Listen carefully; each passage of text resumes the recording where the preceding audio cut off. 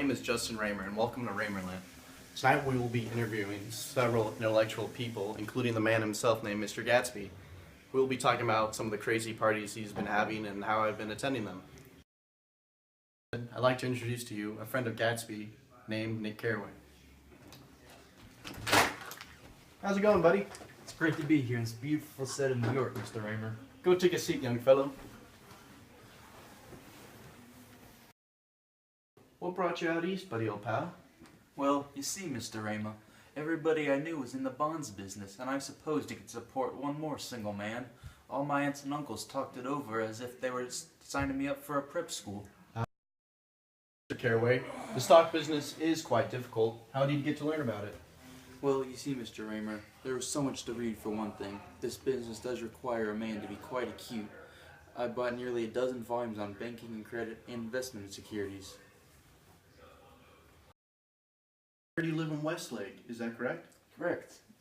And Daisy, your cousin, lives across the bay from you, and she's married to a man named Tom Buchanan, correct? Yeah. Tom, please step out. Come out here, buddy. Nice to meet you. Go take a seat. Nice to meet you too, Tom. Tom, can I ask you a question about your wife, Daisy? Ask away. Did your wife Daisy and Gatsby have any type of personal relationships? I would have no idea, as I did not know Gatsby until earlier this week. You came across some information regarding Daisy and Gatsby's relationship, is that correct? Unfortunately so, but I think that relationship is over now. Why is that? I exposed that swanky character for a criminal to Daisy. I picked him for a bootlegger. First time I saw him, I wasn't far wrong.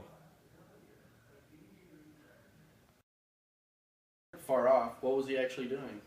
You see, him and this Wolfsheim character, who I hear in the street today, they bought a bunch of side street drugstores and they sold grain alcohol over the counter. Your typical bootlegger.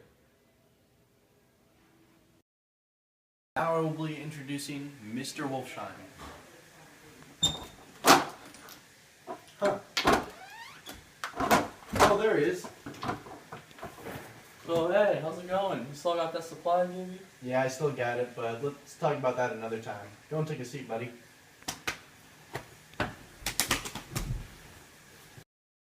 So you're looking at my cuff buttons, Mr. Ramer.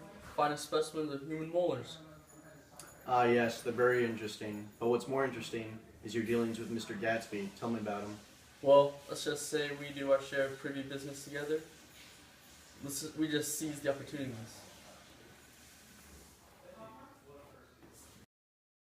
What about you and Gatsby's dealings, Mr. Wolfsheim? I could see right through your little ploy. You think your haughty attitude will get me to confess? You arrogant snob, our dealings are none of your business. Stay out of it.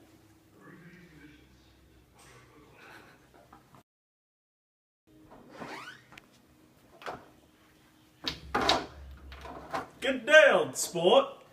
How are you, Mr. Ramer? Not too good. There seems to be some unresolved issues between you and Tom.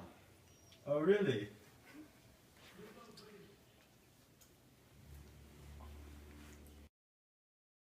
I'll have some unfinished business to take care of myself.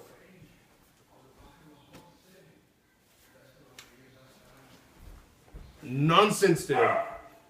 I have some unfinished business to do with you. You inherited your money, right, Mr. Gatsby? Correct. I did, old sport, but I lost most of it in the panic.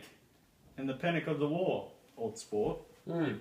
I see you have an excuse for how you got your money, but let's see what you have to say on how you have a relationship with my wife.